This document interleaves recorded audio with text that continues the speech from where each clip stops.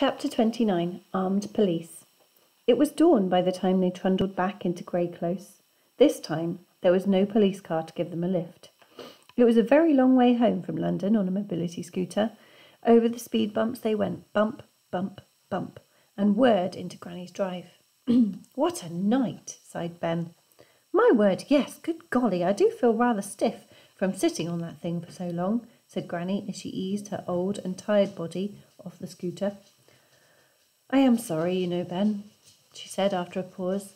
"I really didn't mean to hurt you. It was just so nice spending time with you. I didn't want to stop." Ben smiled. "It's okay," he said. "I understand why you did it, and don't worry, you're still my Gangsta Granny." "Thank you," said Granny softly. "Anyway, I think that's quite enough excitement to last a lifetime. I want you to go home. Be a good boy and concentrate on your plumbing." "I will, I promise. No more heists for me," chuckled Ben. Suddenly, Granny froze. She looked up. Ben could hear a helicopter whirring overhead. "Granny?" "Shh!" Granny adjusted her hearing aid and listened intently. "That's more than one helicopter. It sounds like a fleet."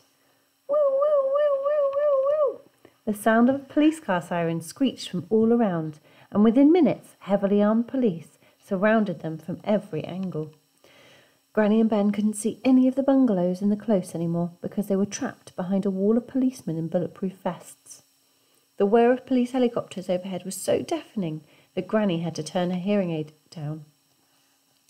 A voice came over a megaphone from one of the helicopters. "You are surrounded. Put down your weapons. I repeat, put down your weapons or we will shoot." "We haven't got any weapons," shouted Ben. His voice hadn't broken yet, and it came out a bit girly. "Don't argue with them, Ben. Just put your hands in the air," shouted Granny over the noise.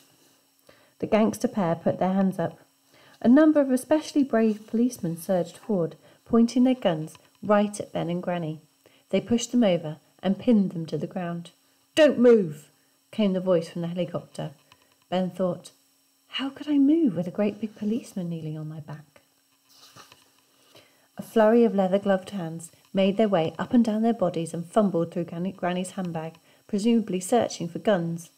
If they'd been searching for used tissues, they would have been in luck, but they didn't find any weapons.